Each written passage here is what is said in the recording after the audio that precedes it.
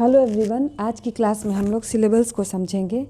Syllables को हिंदी में शब्दांश कहा जाता है।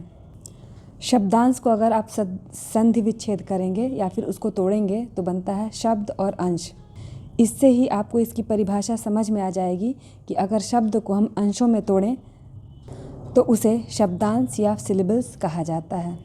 शब्दांश शब्द के वह अंश या भाग होते हैं जिन्हें और छोटा नहीं बनाया जा सकता है और शब्द के उस अंश को केवल एक ही बार में एक ही सांस में बोला जा सकता है। अर्थात शब्दांश का दूसरा मतलब हम समझ सकते हैं कि एक शब्द का उतना भाग जितना कि एक बार में बोला जाए उसे शब्दांश कहेंगे। इंग्लिश में हुआ a syllable is only one sound. दूसरी डेफिनेशन के अनुसार a syllable is a single unbroken sound of a spoken और रिटन वर्ड। फिर से सुनिएगा, a syllable is a single unbroken sound of a spoken और written word. Syllables are sometimes called the beats of spoken language. Syllables को कभी कभी शब्दों के बीट्स के रूप में भी समझा जा सकता है। इंग्लिश में किसी भी वर्ड के फॉर्मेशन के लिए हमें वॉवेल्स की ज़रूरत पड़ती है। बिना वॉवेल का इस्तेमाल किए हम वर्ड्स का फॉर्मेशन नहीं कर सकते। इसलिए सिलेबल को वर्ड्स में आने वाले वॉवेल साउंड के अनुसार भी काउंट किया जाता है। यहाँ पर मैं वॉवेल साउंड का इस्तेमाल कर रही हूँ, न कि नंबर ऑफ़ वॉवेल्स, क्योंकि नंबर ऑफ़ वॉवेल्स एक वर्ड में कुछ भी हो सकते हैं, लेकिन उनको उच्चारित करते समय या उनका उच्चारण करते समय हमें एक ही ध्वनि, एक ही आवाज़ आती है। उदाहरण के लिए हम लोग ब्यूटीफुल शब्द को ले सकते हैं। ब्यूटी में ई ए यू, इन तीनों ही वॉवेल्स का उच्चारण केवल यू की तरह हो रहा है। टी आई में ई की तरह और एफ यू एल में अगेन यू की तरह। तो इस तरह अगर हम वॉवेल के नंबर्स को काउंट करें इसमें तो 5 वॉवेल्स हैं, लेकिन इसमें 3 ही सिलेबल्स होंगे क्योंकि हमें साउंड 3 वॉवेल्स की तरह ही आ रहा है। तो सिलेबल्स या शब्दांश को काउंट करते समय हमें यह बात ध्यान रखना होगा, वर्ड में कितने वॉवेल की ध्वनि हमें सुनाई दे रही है, ना कि वॉवेल की संख्या कितनी है। इस तरह हम कह सकते हैं a syllable can have more than one letter but not more than one sound.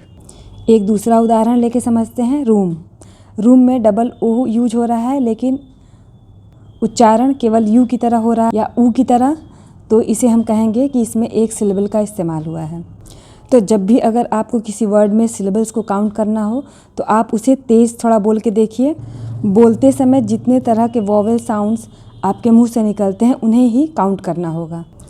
दूसरा एक बहुत ही पॉपुलर मेथड है चिन मेथड, जिसमें आप अपने हाथ की उंगलियों को अपनी ठोड़ी के नीचे रखेंगे और किसी शब्द का प्रोनंसिएशन या उच्चारण करेंगे। शब्दों को ज़रा ज़ोर ज़ोर बोलेंगे और जितनी भी बार आपको आपके चिन का मूवमेंट आपके हाथों पर समझ में आए तो इसे आप शब्द का एक बीट समझ सकते हैं।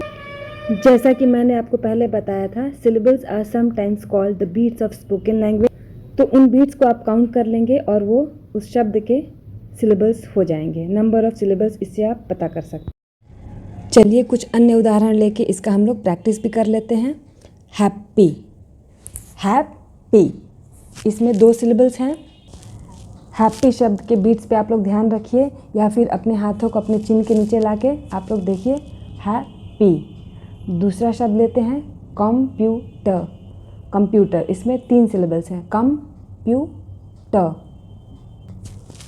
अम्ब्रेला, अम्ब्रेला में 3 सिलेबल्स हैं, अ, ए और आ।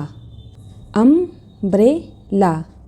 एक अन्य उदाहरण लेते हैं चॉकोलेट, चॉकलेट, इसमें भी 3 सिलेबल्स हुए। अगर आप इसे धीरे से फुसफुसा कर या विस्पर करके बोलेंगे तो आपको समझ में आएगा कि आपके मुंह से हवा बाहर निकल रही है। तो जितनी भी बार आपको ऐसा फील हो कि बाहर हवा निकल रही है तो वो उस वर्ड का एक बीट माना जाएगा। इस तरह हम बीट्स की गणना या कहें सिलेबल्स की काउंटिंग हमारे मुंह से जो पफ ऑफ एयर निकल रहा उससे भी कर सकते हैं। कुछ अन्य उदाहरण देखते हैं, जैसे बटरफ्लाई। काउंट करने की कोशिश करिए, ब ट फ्लाई, ब ट फ्लाई, 3 सिलेबल्स। वाटरमेलन, 4 सिलेबल्स हैं, व ट में लन। एक आखिरी उदाहरण लेते हैं, universe, universe, universe, 3 syllables. I hope आपको सिलेबल्स समझ में आया हो। इसी के साथ एक आखिरी डेफिनेशन देखते हैं। A syllable is a unit of sound in a word typically consisting of a vowel sound and one or more accompanying consonant sounds। मतलब सिलेबल या शब्दांश एक शब्द में ध्वनि की इकाई होती है जिसमें सामान्यतः एक स्वर ध्वनि और उसके साथ ही एक या एक से अधिक व्यंजन ध्वनियाँ शामिल होती हैं। Please like and comment if it is helpful. Thank you.